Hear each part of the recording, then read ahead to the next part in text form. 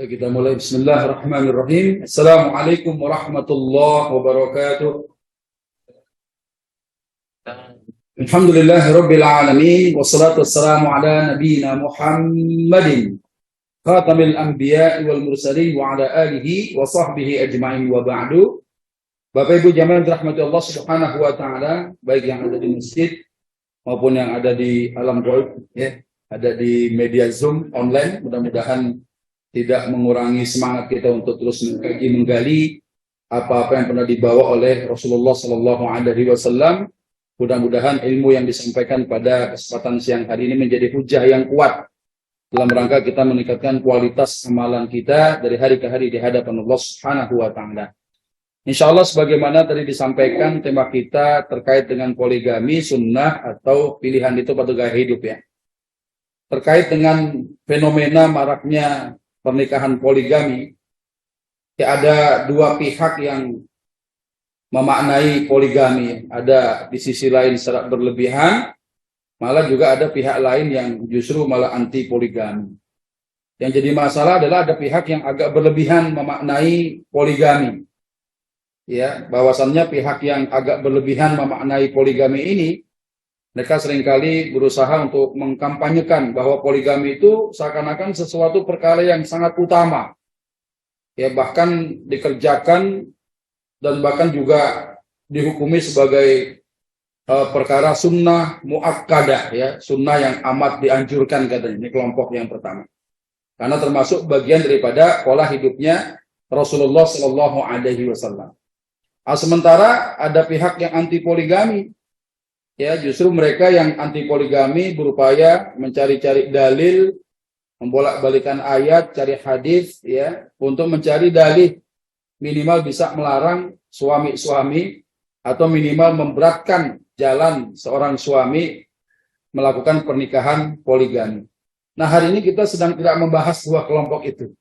Kita pengen tahu nih bagaimana pandangan ulama terkait dengan adanya pernikahan dengan praktek poligami yang semenjak dulu sampai dengan hari ini kita sudah mengenal bahwa ada di antara suami-suami yang beristri lebih daripada satu. Nah, bagaimana pandangan para ulama terkait masalah poligami ini? Ada ayat ya di dalam Quran surat An-Nisa ayat 3 yang sebagian kaum muslimin beranggapan bahwa ayat ini seakan-akan menjadi hujjah, menjadi dalil adanya praktek poligami, di mana Allah Subhanahu wa taala sampaikan, A'udzu billahi minasyaitonir rajim, wa in khiftum alla tuqsitu fil yatama. Dan jika kamu takut tidak dapat berlaku adil terhadap hak-hak wanita yang yatim, bila mana kamu ingin mengawininya, fankihu ma taba lakum minan nisa masna wa thulatha wa ruba'. Maka nikahilah wanita-wanita lain yang kau senangi 2, 3 atau 4. Sebagian kalangan kaum muslimin beranggapan bahwa ini ayat tentang anjuran poligami katanya. Makanya kan kita orang awam biasanya begitu ngomong. Maka kita lihat bagaimana komentar atau pendapat para ulama, para mufassir termasuk fuqaha, ulama-ulama fikih, ketika para ulama mengistinbatkan hukum terkait dengan adanya ayat ini. Apakah betul ayat ini adalah anjuran untuk suami melakukan praktik poligami?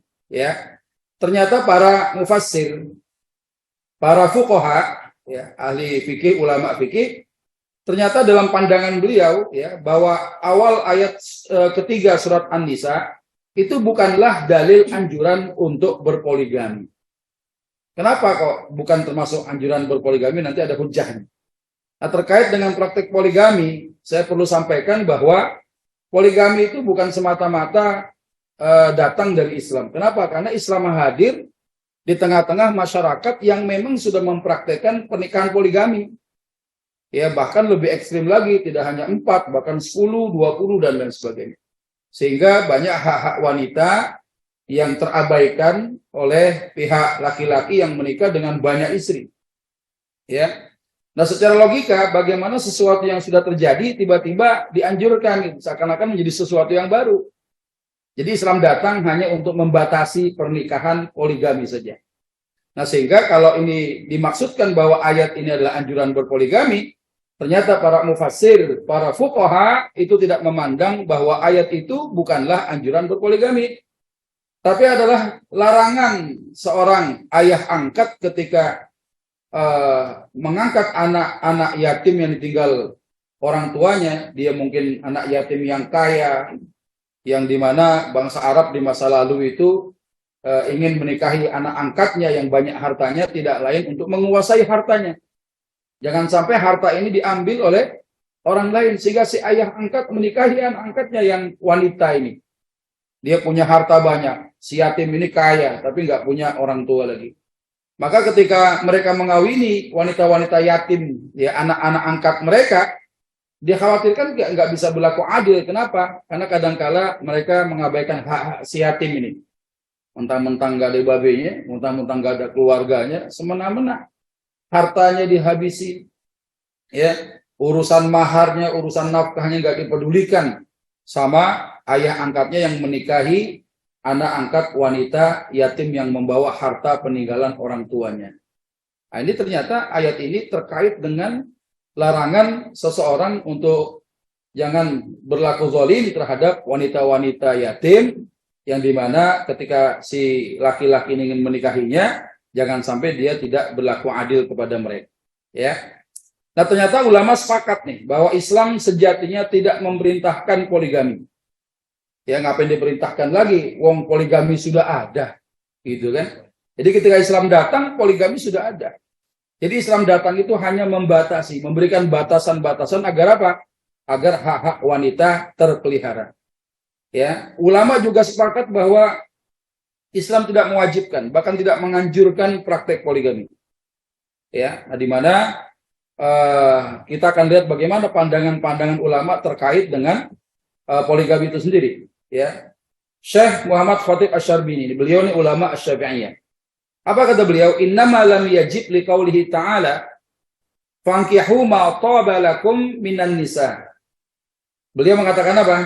Nikah itu tidak wajib berdasarkan firman Allah surat An-Nisa ayat 3, yang dimana kewajiban nikah itu tidak harus kita memiliki isi lebih daripada satu. Artinya pernikahan yang telah memenuhi sunnahnya para nabi, maksud sunnahnya Rasulullah Sallallahu Alaihi Wasallam adalah yang sekarang mungkin antum lakukan. Antum punya istri yang ada di rumah, pernikahan itu dilakukan punya istri satu, itu pun sudah memenuhi sunnahnya Rasulullah Sallallahu Alaihi Wasallam. Adapun ayat yang menyatakan fankihu, ada dua kalimat, ada huruf fa sama inkihu, maka nikahilah. Kata inkihu ini dalam kaidah lughatul arabiyyah ini disebut apa? Fi'il amr, ya. Ada kata kerja perintah. Kita harus tahu bagaimana kaidah usul terkait dengan hal-hal yang ada di dalam Al-Qur'an. Termasuk kalimat yang mengandung kata perintah itu bukanlah sesuatu yang dihukumi wajib. Ya, kata fankihu, maka nikahilah, karena pakai fi'il amr gitu. Kata perintah seakan-akan jadi wajib harus menikah. Ma tabalakum minan nisa masna wa thulatha wa ruba. Seakan-akan poligami jadi wajib. Kata Syekh Asy-Syarbini, beliau mengatakan enggak begitu. Ayat itu ya bukanlah ayat yang mewajibkan seseorang, ya seorang suami itu melakukan praktek poligami. Ya, nah ini disebutkan demikian nih. Ya, dan bahkan wala yajibul adadu fil ijma', dan bahkan yang ulama itu bersepakat bahwa tidak ada kewajiban melakukan poligami. Jadi sejatinya dalam Islam itu tidak diwajibkan, tidak dianjurkan. Lalu dia menjadi bab apa ini? Ya. Nah, saya sebelum melanjutkan, saya perlu sampaikan supaya kita nggak gagal paham. Ada sunnah yang disebut dengan sunnah, ya. Ada pengertian sunnah ini maja'a bihi Nabi sallallahu alaihi wasallam. Jadi apa-apa yang datangnya daripada Rasulullah sallallahu alaihi wasallam, maka itu disebut dengan sunnah. Rasulullah menikah lebih daripada satu, itu berpoligami sunnah. Tapi apakah sunnah Rasulullah tadi hukumnya bagaimana? Nah, ada sunnah yang kedua. Ya, kalau itu disebut menikah itu sunnahnya para nabi, betul. Karena Islam tidak mengenal teori pembujangan. Ingat dulu ada 3 orang laki-laki yang mereka saling kongkow, saling ngobrol gitu, menunjukkan bagaimana caranya biar saya mau dekat sama Allah. Yang satu bilang, saya mah mau puasa aja dah, biar kenapa? Biar dekat sama Allah. Yang satu lagi, saya nggak mau tidur-tidur, saya mau tiap malam mengerjakan qiyamul lail. Yang satu lagi bilang, saya nggak mau kawin, kenapa? Repot ngurusin bini. Ya biar saya dekat sama Allah aja dah. Akhirnya apa? Nabi mendengar itu dibantah oleh Rasulullah Sallallahu Alaihi Wasallam. Aku puasa, aku juga berbuka, aku juga tidur, kemudian malam hari aku bangun, dan aku juga menikahi wanita. Ya, artinya tidak ada teori pembujangan. Jadi kalau ada orang membujang semata-mata untuk dekat kepada Allah, Islam tidak mengenal itu. Maka orang yang sudah menikah dengan satu istri yang sekarang ini, itu sudah memenuhi sunnahnya Rasulullah Sallallahu Alaihi Wasallam. Kalaupun ada ayat fankihu, maka nikahilah, seakan-akan menjadi kata kerja mengandung perintah, ternyata hukumnya kata Syekh Asy'aribini Asy-Syafi'i itu ternyata tidak wajib. Ya, dan bahkan ulama sampai kepada al-ijma', ya, kata kesepakatan. Ya, ini yang pertama. Kemudian yang berikutnya, para ulama di dalam istinbatul ahkam, jadi istinbatul ahkam ini begini. Ketika ada dalil, ya, yang mampu melakukan menarik kesimpulan hukum terhadap dalil yang ada, itu hanya para ulama kelas mujtahid mutlak. Ya, nggak bisa orang awam nemuin dalil gitu tiba-tiba dia berfatwa sendiri. Ya, harus ada kaidah, harus ada maroji'nya yang benar, yang sahih. Ya, sementara para ulama di dalam istinbatul ahkamnya sampai pada kesimpulan apa? Bahwa poligami hanyalah sebuah jalan keluar atau rukhsah atas sebuah hajatun zahirah, kebutuhan yang nyata. Jadi kalau nggak butuh-butuh amat dan itu nggak nyata-nyata amat, jadi tidak dianjurkan berpoligami. Nah, nanti jenis kebutuhan yang nyata itu apa? Tiap orang berbeda-beda kebutuhannya. Ya, nanti para ulama sampai pada kesimpulan hukum, poligami itu hanya jalan keluar, hanya rukhsah saja. Ya, coba kita lihat apa kata Syekh Asy'aribini di dalam kaulnya, beliau melanjutkan. Yusannu an la yazida ala imra'atin wahidah min ghairi hajatin zahirah. Ternyata disunahkan untuk menikahi seorang istri saja. Ya, jadi yang namanya sunnah itu punya bini satu itu sunnah. Ya, sunnahnya para nabi kita sudah menikah, itu namanya mengikuti sunnahnya para nabi. Ya, sunnahnya Rasulullah Sallallahu Alaihi Wasallam bahkan beristri satu termasuk yang disunnahkan. Ya, kecuali apa? Min ghairi hajatin zahirah, dengan tidak ya menambah-nambah ya. Jadi menikah satu istri, kemudian disunnahkan an la yazida ala imratin wahidah, tidak menambah jumlah istri ya, min ghairi hajatin zahirah, tanpa ada hajat yang zahir. Jadi kalau nggak ada kebutuhan yang mendesak, tidak ada kebutuhan yang nyata, yang zahir, maka tidak dianjurkan untuk berpoligami. Dan bahkan antum yang sudah punya bini satu di rumah, satu lagi di kantor, satu lagi di belah sana, ya jadi 3 dong. Ya pokoknya punya bini satu di rumah, itu sudah termasuk sunnahnya Rasulullah SAW. Kenapa? Karena kita menikah. Ya. Kemudian Syekh Ad-Damiri Asy-Syafi'i, beliau menyatakan apa? Yustahabu an la yazida ala imra'atin wahidah, dianjurkan bagi suami agar hanya menikahi seorang istri saja, jangan nambah dulu. Illa an yuhtaja ila aktsari minha, kecuali kalau ada kebutuhan untuk menikah lebih daripada satu. Ya, fa yustahabbu ma yuhtaj ilaih. Ya, kalaupun ada anjuran itu hanya berlaku sesuai kebutuhan.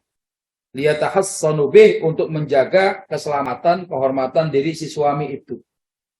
Antum sekarang masih kerja, bos, masih gagah, gajinya gede. Ya, bisa beli apa aja, bahkan nikah lagi juga hebat, sanggup, umur 30 masih dapat. Ya nggak? Tambah lagi. Tapi kita pikirin, yang namanya kerja nanti udah nggak kerja lagi. Fisik yang dulunya kuat, dengkulnya reot. Ya, udah ngos-ngosan. Ya, sementara bini yang paling muda masih sedang-sedangnya membutuhkan nafkah, batinnya antum udah keok. Ya gimana itu urusannya? Akhirnya apa? Tidak terjaga kehormatan kita, rumah tangga menjadi rusak dan lain sebagainya. Kenapa? Karena kemampuan manusia ada keterbatasan. Dulunya banyak duit, sekarang mau tinggal ngandelin pensiun doang. Ya, dulunya mah gagah, sekarang udah rewel. Ya, dulunya jago main bulu tangkis ya. Sekarang cuma nonton doang di pinggir lapangan. Ya udah nggak sanggup lagi.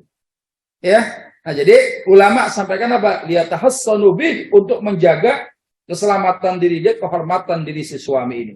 Jangan sampai kita yang mudah-mudahan jadi ahlul khair ya, orang-orang yang tetap berada dalam kebaikan, meninggal dunia meninggalkan fitnah. Kenapa tinggalkan fitnah? Anak dari 4 bini tiba-tiba berselisih masalah waris, gontok-gontokan, ribut dan lain sebagainya. Akhirnya apa? Jadi fitnah di sisi kematian kita. Padahal si suami ahlul khair, ahlul ibadah, ya ahlul masjid, ninggalin keluarga pada gontok-gontokan. Nah, ini disebut dengan apa? Ya fitnatan indal maut. Ada fitnah di sisi kematian kita. Kita nggak mau. Yang kita harapkan apa? Ada rahmat di sisi kematian kita. Rahmatan indal maut. Ya, ada 2 ulama nih sampaikan ini. Kemudian Syekh Al-Mawardi Al-Hambali, ini mazhabnya Al-Hanabilah. Wa yustahabbu aidan an la yazida ala wahidah. Dianjurkan juga agar tidak menambah lebih daripada 1 istri. In hasala biha al-i'fa. Kalau dengan 1 istri itu dia sudah mendapatkan kehormatan sebagai seorang suami, terjaga kehormatannya, dia mendapatkan kemuliaan. Dan ini disampaikan oleh beliau ala sahih minal madhab. Inilah pendapat yang paling sahih di antara pendapat madhab Al-Hanabilah. Ya. Nah, selanjutnya Syekh Ibnu Khatib As-Salamiyah, beliau menyatakan apa? Jumhurul ashab, mayoritas ulama daripada madhab Al-Hanabilah menyatakan apa? Istahabbu an la yazida ala wahidah. Lebih menganjurkan suami agar memiliki istri tidak lebih daripada 1 orang saja. Ya, cuma saya sampaikan begini, ulama yang menyatakan ini sekali-kali tidak ada satupun ulama yang mengharamkan poligami. Jadi jangan salah paham ya. Antara tadi sunnah kita sudah sepakat, ada sunnah yang menyangkut kebiasaan Nabi. Nah, kebiasaan Nabi itu namanya sunnah. Nah, hukumnya bagaimana? Apakah wajib, apakah sunnah, apakah makruh, apakah mubah buat kita? Karena ada kekhususan syariat atas diri Nabi yang buat kita kadang nggak boleh. Ya, nah, jadi ini termasuk ulama sampaikan ini bukan berarti ulama yang menyampaikan bahwa sunnah punya bini 1 doang gitu ya.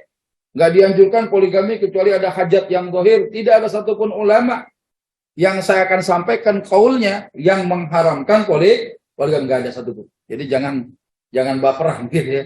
Oh, ulama ini mengharamkan. Tidak ada yang mengharamkan poligami. Kecuali memang ada sebab keharamannya. Nah, ini jelasnya. Ya, kapan poligami jadi haram, Pak? Kapan poligami jadi haram? Kalau lebih dari 4, ya bini yang kelima itu haram menikah kecuali tetap pada porsinya 4. Ada orang yang sudah punya bini 4, mau nikah lagi yang kelima, nggak bisa kecuali mungkin salah satunya diceraiin. Ya Ustadz, pada kagak mau diceraiin. Ya, masih cinta sama saya. Ya tunggu kalau antum mau nikah yang kelima, nunggu salah satu meninggal. Ya kapan matinya? Mati-mati katanya. Ya, ini orang ngebut mau kawin lagi. Ya, jadi ternyata dalam mazhab Hambali lebih dianjurkan suami agar memiliki istri tidak lebih daripada 1 orang saja. Ya. Kemudian Syekh Al-Buhuti, wa yusannu nikahun wahida li'anna az-ziyada 'alaiha ta'ridun lil muharram. Ya, ta'rid ya, ini menjaga nih. Jangan sampai cenderung kepada yang haram. Disunnahkan menikahi seorang istri saja.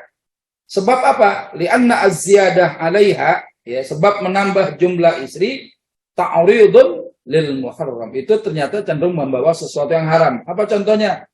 Misalnya sesuatu yang haram itu antum abai daripada nafkah. Nggak adil, ya. Nafkahnya nggak adil atau berlaku zalim sama istri-istri yang lain. Ya. Yang baru digauli terus, yang tua jarang ditengok-tengok, ya. Atau ada orang berani menikahi tak mau menafkahi. Nikahnya berani tapi nafkahin ogah. Nah, ini kacau sudah. Apalagi pernikahan berikutnya itu nikah siri. Ya, banyak tuh orang-orang yang beranggapan ini kan nikah poligami sunnah Rasulullah. Iya, tapi kenapa lu nikah yang kedua nggak bilang bini pertama? Kalau memang itu baik. Ya, kenapa kita harus diam-diam? Kalau ada mau menikah 2 kali, 3 kali harus pernikahan siri sekalipun nikah siri itu halal, ya, boleh selama rukun dan syaratnya terpenuhi. Tapi kenapa banyak suami-suami yang nikahnya diam-diam? Kalau emang itu kebaikan. Ya. Nah, ini kan masalah. Nah, sehingga kata Syekh Al-Buhuti, li'anna az-ziyada 'alaiha ta'ridun lil muharram. Sebab menambah jumlah istri cenderung membawanya kepada perilaku yang akan membuat si suami jadi dosa.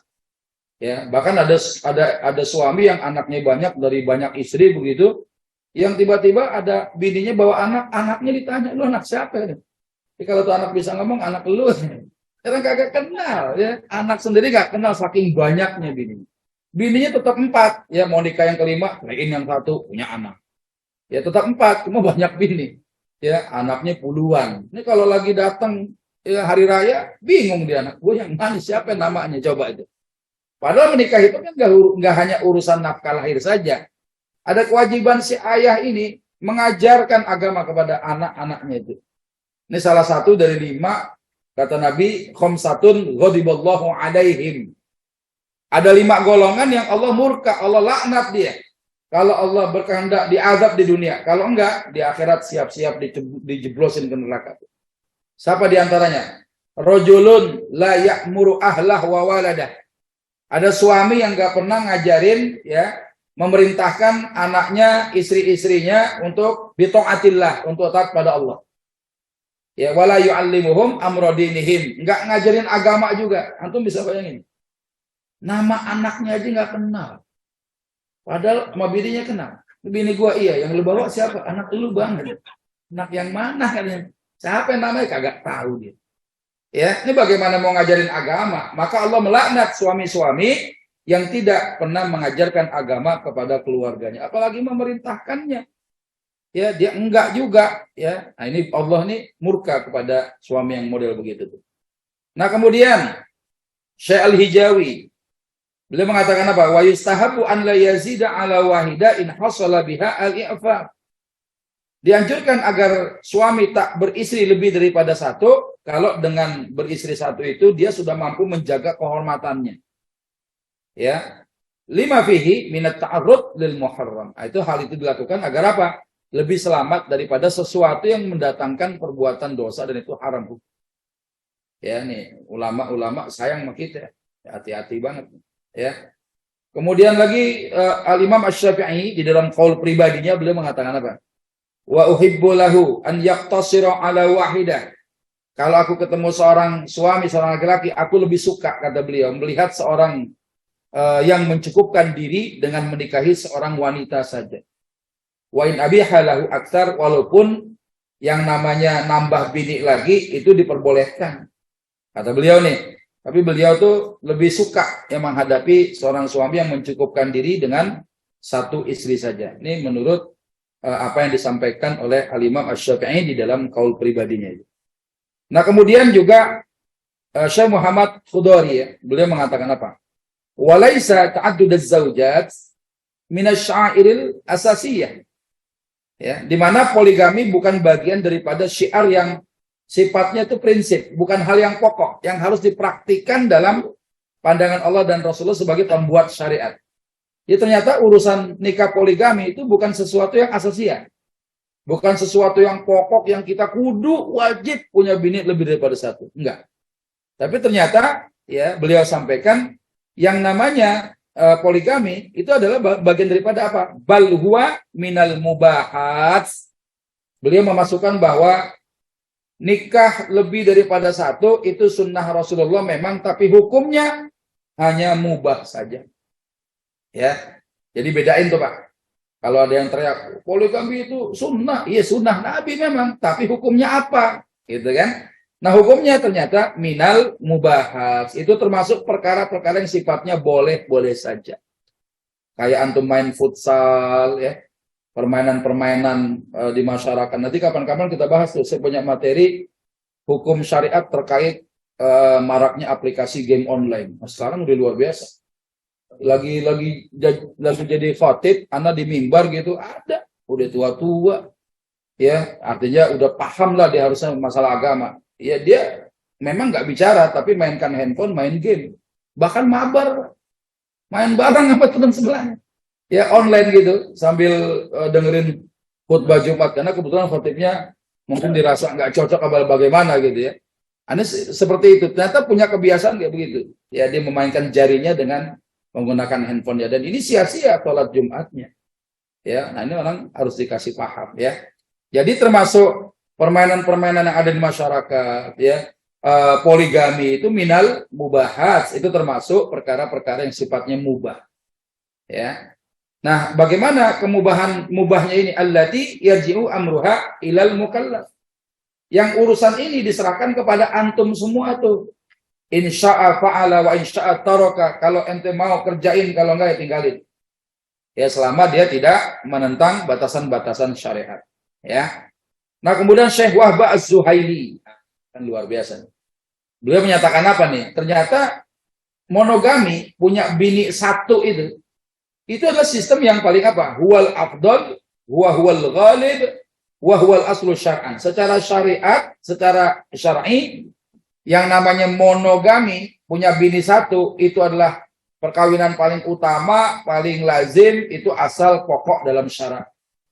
Makanya punya bini satu, yaitu antum sudah mengikuti sunnah Nabi sebenarnya. Ya, sunnahnya para rasul yang pasti berkeluarga, pasti punya istri gitu ya.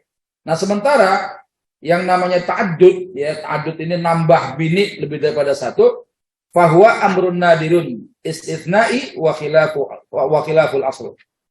Ya, sedangkan poligami sistem yang enggak lazim dan bersifat pengecualian, dan bahkan ini menyalahi asal pokoknya yang syarat tadi. Artinya emang enggak wajib, hanya minal mubahat ya.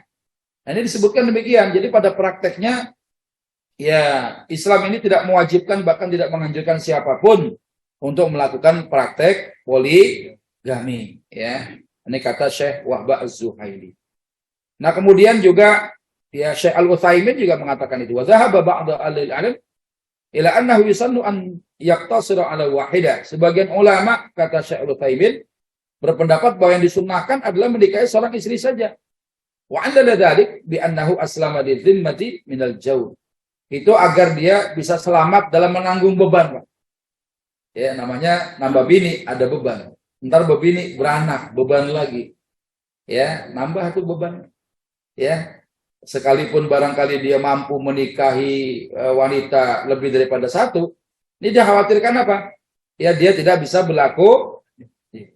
Ya, nah ini karena kalau ada orang dengan menanggung beban yang luar biasa, ini justru bisa menyebabkan tercerai-berainya keluarga. Saya sering ngalamin begitu. Ya, ada suami punya bini, gak usah banyak-banyak 4 ya, cuma 2 gitu. Kadang-kala berselisih antara anak dengan anak karena emak-emak mereka itu saling berselisih juga. Masalah apa? Harta warisan peninggalan suami. Yang kadang-kala ngasih hibahnya keliru, hibahnya salah. Ngasih wasiat nggak tepat gitu ya. Pada akhirnya apa? Terjadi perselisihan. Status quo sampai sekarang gitu. Dan bahkan bermusuhan satu keluarga dengan keluarga yang lain. Semenjak meninggalnya seorang suami. Ya. Nah, ini pandangan ulama. Apa sih hujahnya? Kok sampai ulama ada yang mengatakan begitu? Kenapa? Ya, pertama, awal ayat 3 surat An-Nisa konteksnya bukan anjuran poligami. Tadi di awal saya sudah sampaikan. Ayat itu adalah ayat larangan antum kalau nikahin anak-anak yatim wanita yang dia mungkin punya warisan orang tuanya, dia kaya, jangan semena-mena. Alasannya jangan kita pengen nguasain harta dia, ya dipikirin maharnya juga, dipikirin nafkahnya juga. Kalau nggak sanggup, cari deh perempuan lain. Gitu kira-kira ya. Jadi ayat ini konteksnya bukan anjuran poligami. Nah, ternyata anjuran monogami ternyata justru ada di akhir ya ayat 3 surat An-Nisa. Coba kita lihat. Ya, fa in khiftum alla ta'dilu fawahidah. Kalau kamu takut tidak dapat berlaku adil, maka nikahi satu wanita saja. Jadi anjurannya justru di situ. Terletak di situ. Anjuran yang paling kuat ya, karena kekhawatiran tidak bisa berlaku adil, ya menikahi wanita yatim tadi, ya udah satu saja pun juga sudah dianggap cukup. Nah, ini disebutkan demikian nih, hujah pertama. Kemudian yang berikutnya adanya peringatan bagi para suami dalam surat An-Nisa 129. Bagaimana Allah Subhanahu wa taala sampaikan, walan tastati'u an ta'dilu bainan nisa walau harastum. Dan kamu sekali-kali tidak akan dapat berlaku adil di antara istri-istrimu walaupun kamu sangat sangat ingin berbuat demikian. Ya, datang tuh bini muda, ada bini tua, harus adil. Jangan bini muda diajak kondangan, bini tua diajak takziah doang. Ya, yang muda didandanin. Kenapa mau ketemu Pak Camat? Gitu kan?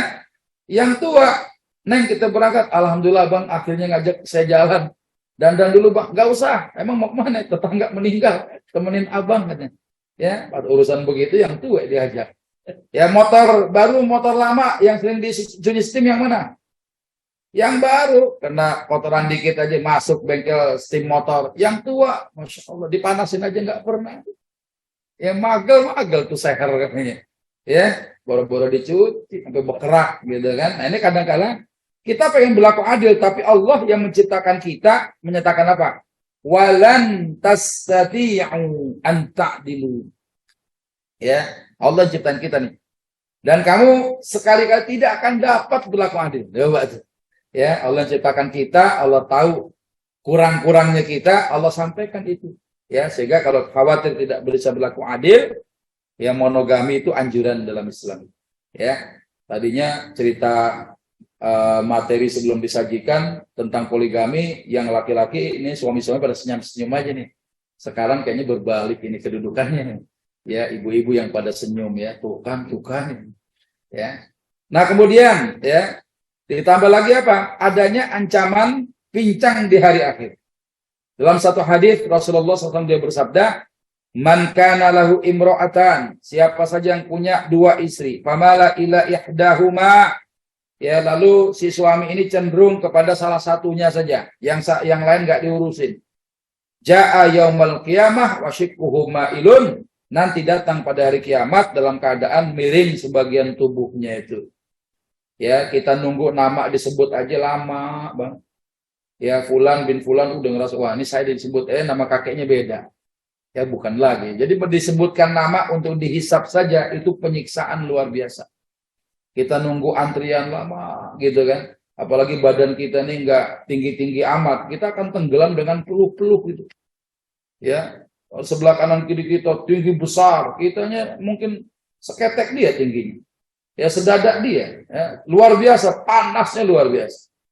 Ya, jadi disebut nama menunggu antrian kita mau dihisap saja penyiksaan. Apalagi sampai berdirinya nggak center. Gara-gara apa? Dia tidak berlaku adil kepada istri-istrinya. Nah, dari situlah kemudian hujah ini muncul sampai ulama di dalam qaulnya menyatakan itu. Bahwa anjurannya seorang suami hanya satu istri saja, sekalipun mau berpoligami itu alasannya ada kebutuhan. Apa misalnya, mohon maaf, kalau ada orang menikah sudah lama belum menghasilkan keturunan. Ya, nah, ini kan mengkhawatirkan sebenarnya siapa nanti akan melanjutkan terah ya generasi berikutnya, walaupun juga Sayyidah Aisyah radhiyallahu taala anha beliau nggak punya anak sampai beliau meninggal dunia ya. Jadi istri Nabi yang dinikahi masih gadis ya beliau ya, tapi beliau nggak dikaruniakan anak keturunan sampai beliau meninggal dunia. Nanti kalau ternyata ada sebagian suami yang beranggapan bahwa dengan menikah lagi bisa menghasilkan keturunan, ini kebutuhan hajatun dhahirah. Tapi ada suami yang tenang-tenang aja sama bini yang sekarang, yang nggak ada masalah juga. Ya, tapi kalau ada bicara kebutuhan yang itu hajat dhahir. Bukan apa? Saya nikah sama bini yang pertama, anaknya perempuan dulu. Ya, saya pengen ada anak laki-laki. Ya, alasannya begitu, dia mau kawin lah. Nah, itu bukan hajat dhahir namanya. Ya, kita nggak syukur nikmat. Ya, sama bini yang pertama anaknya perempuan mulu, saat saya pengen punya anak laki-laki ya bikin lagi. Keluar anaknya perempuan, gayanya laki-laki. Panjat pohon ya, panjat pagar gitu. Ada kadang begitu. Nah, itu bukan hajat yang zahir yang begitu. Nah, kalau bicara keturunan, sebagian mungkin beranggapan nih hajatnya hajat zahir. Silakan. Tapi istri Nabi di antara istri beliau, ya Sayyidah Aisyah itu termasuk yang tidak Allah berikan keturunan. Ya, selebihnya itu kecuali Sayyidah Khadijah radhiyallahu taala anha itu menghasilkan banyak anak. Yang selebihnya itu janda-janda yang membawa anak-anak daripada suami-suami yang pertama gitu ya. Nah, jadi disebutkan kalau nggak berlaku adil ancamannya ini. Itulah menjadi hujjah argumentasi fikihnya ulama bahwasannya poligami itu adalah perkara minal mubahat, perkara-perkara yang sifatnya mubah saja. Ya. Nah, sehingga asal hukum menikah adalah monogami.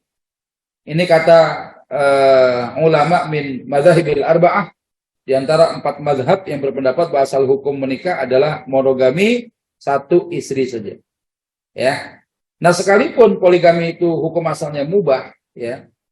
Kalau ternyata syaratnya terpenuhi itu boleh saja. Tapi yang mubah ini bisa berubah hukumnya ketika ada illah, ada sebab, ya, itu bisa jadi makruh, bisa jadi wajib, bahkan haram. Kapan poligami jadi wajib?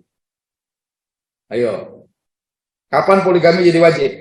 Kalau ada satu negara, ya, laki-lakinya banyak yang mati karena peperangan, karena eksodus untuk cari nafkah nggak pulang-pulang, ternyata banyak wanita di tempat itu. Akhirnya negara mewajibkan suami-suami yang ada di situ untuk menikah lebih daripada 1. Alasannya apa? Supaya nanti negara itu punya, ya, penerus di satu negeri itu. Ya, biasanya memberikan subsidi-subsidi. Nikahnya dibiayai, sudah nikah dikasih rumah, sudah punya rumah dikasih kerjaan. Tapi di negara yang mana? Bukan negara Kuningan, bukan negara Sudirman, bukan negara di Jalan Gatot Subroto gitu ya. Tapi negara yang memang kondisinya semacam itu. Ya, jadi bisa saja wajib atau menjadi haram hukumnya. Ya, apa tuh? Menikah poligami jadi haram. Alasannya apa? Ya, kayak tadi contohnya, misalnya menikahi lebih daripada 4 orang istri. Nikah yang kelima hukumnya haram. Ya, atau bahkan bisa menjadi makruh hukumnya, ya. Ketika seorang yang tidak diberikan kemampuan secara ekonomi, yang menikah, berani menikah, tapi tak mau menafkahi karena nggak ada kemampuan. Nah, ini juga jadi makruh. Ya, tergantung kepada situasi dan kondisi setiap orang. Kita ini punya hajat yang berbeda, jangan disamai. Ya. Nah, kemudian ada ungkapan Ibnu Abbas, ya, yang orang pelintir. Seakan-akan ini yang ngomong adalah Nabi, padahal bukan. Ya, ini sahabat Abdullah ibn Abbas radhiyallahu taala anhuma, beliau mengatakan apa? Ya, fatazawwaj fa inna khaira hadhil ummah aktsaruha nisaan. Menikahlah. Karena manusia terbaik umat ini adalah yang paling banyak istrinya. Ya, seakan-akan orang yang punya bini banyak itu paling afdol. Kalau jadi imam, dia yang paling utama. Kenapa? Bininya banyak. Ya, katanya begitu nih. Ya, padahal ini apakah Nabi yang mengatakan atau siapa? Ya, ternyata ini adalah ucapan sahabat Ibnu Abbas radhiyallahu taala anhuma.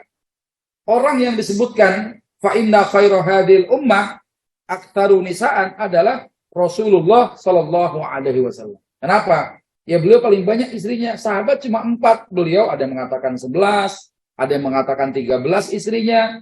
Ya, beliau mengatakan itu. Ibnu Abbas itu. Jadi ini, ya, umat terbaik saat ini, ya, yang paling banyak ini siapa? Tidak lain Rasulullah SAW, maksudnya begitu. Maka menikah seorang laki-laki dengan seorang wanita itu sudah mencukupi sunnahnya Rasulullah Shallallahu Alaihi Wasallam, gitu ya. Nah, sehingga kalaupun Ibnu Abbas, ya, di dalam asarnya disebutkan, ya, ada yang kemudian bertanya sama muridnya nih, Said ibn Jubair. Ya, kamu nikah enggak? Kata Said mengatakan enggak, gitu ya. Akhirnya Ibnu Abbas menasehati dengan kalimat tadi. Ya, fatazawwaj fa inna khairu hadhil ummah aktsaruha nisaan. Ente nikah dong, ya. Karena umat terbaik saat ini adalah orang yang banyak istrinya, maksudnya Rasulullah. Kenapa kalau membujang ente enggak ikutin sunnah Nabi, harus menikah. Gitu kira-kira.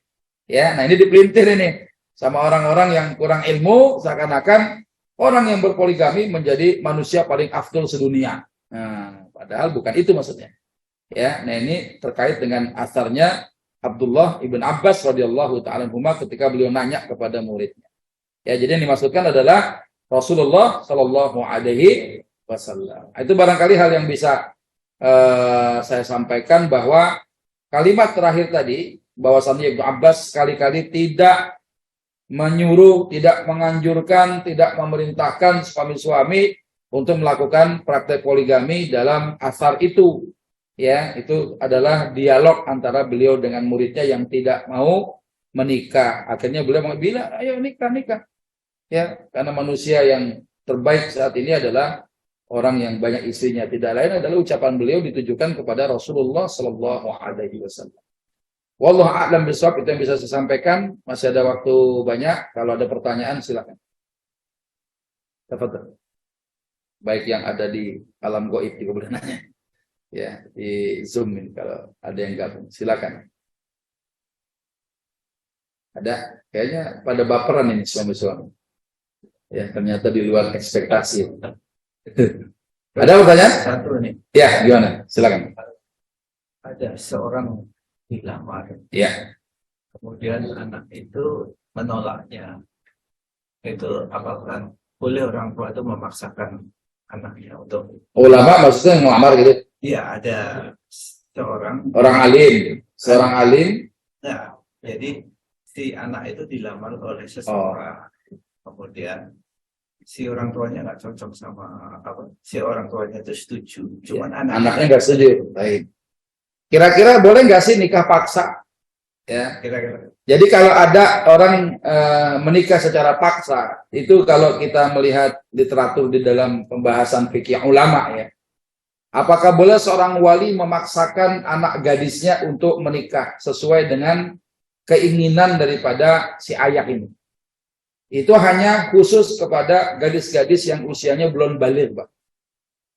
Yang belum baligh itu masih ada di tangan orang tuanya, artinya dia tidak bisa memilih, sehingga bisa saja terjadi pernikahan antar orang tuanya dengan si calon mantunya. Ini pernah terjadi nih. Ya, anaknya Ali bin Abu Thalib pada waktu itu diperintahkan oleh beliau untuk menghadap kepada Umar, Amirul Mukminin. Ketika menghadap kepada Umar, ya, kemudian Umar memegang kepalanya. Ya, anaknya Ali bin Abu Thalib pada waktu itu hadir di situ, ya sempat marah juga. Ya kalau bahasa kita tua-tua gitu kan, sama perempuan genit Ahmad. Padahal Ali dengan Umar sudah terjadi akad pernikahan. Jadi Sayyidina Ali bin Abu Thalib telah menikahkan salah satu anak wanitanya kepada Umar. Yang anaknya nggak tahu bahwa Umar itu memang sudah menjadi suaminya. Makanya ketika beliau datang itu diperintahkan ngasih, ya, yang diperintahkan membawa sesuatu kepada Umar bin Khattab radhiyallahu an, kemudian dipegang kepalanya itu, ya memang sudah jadi istri dan suami istri gitu. Nah, dalam pandangan itu ulama menyatakan bahwa kalau ada anak yang masih belum baligh ya, artinya belum mendapatkan menstruasi, ya, belum masuk kepada masa haidnya, maka menikah dengan cara tergantung kepada walinya itu boleh. Tapi kalau ada gadis yang sudah baligh, nah itu harus mendapatkan kesediaan daripada anak gadis ini. Misalnya si orang tua bawakan calon suami buat dirinya, ditanya, lo mau nggak gue nikahin sama dia nih? Nah, diamnya seorang gadis tandanya apa? Iya. Tapi berbeda diamnya seseorang yang punya motor, kalau dipinjem dia diem, bukan berarti kita diizinin. Ya, Bang, Anda pinjam motor antum dong. Mau ngapain? Beli nasi uduk misalnya gitu ya. Dia diem aja. Boleh nggak? Diem aja. Jangan dianggap itu seperti diamnya seorang gadis yang menyatakan bahwa dipinjam motor dia diem terus boleh dipakai. Enggak, kepemilikan lain. Tapi diamnya gadis ketika dinikahi sama ayah dia diam, tandanya setuju. Nah sekarang bagaimana kalau jande nih, gitu kan? Janda nggak bisa dipaksa. Ya, jadi kalau ada janda dibawain calon suami, dia nggak mau, jangan dipaksa. Atau dia punya calon, walinya wajib menikahkan. Ingat tuh ya. Ini ada kasus di mana si janda mau nikah, abangnya nggak setuju. Gua nggak setuju lo kalau kawin sama dia. Akhirnya jadi masalah. Padahal janda itu menikah untuk dirinya sendiri. Maksudnya apa? Ya, dia harus berdasarkan yang mau dia. Ya, nggak bisa dipaksa itu janda untuk menikah. Pilihan kita nggak bisa. Kalau dia nggak mau, nggak bisa. Tapi kalau dia mau, antum jangan menolak. Selama itu bukan dasar perbedaan karena agama, gitu ya. Nah, jadi kalau ada tadi ulama ada yang menyatakan kalau ada wanita yang mau dinikahi sama walinya dengan cara dipaksa, itu boleh untuk anak yang ada di bawah usia belum baligh. Cuma kalau kita mengacu pada hukum positif, ya wanita yang boleh menikah itu usia berapa? 17 atau 18 ya?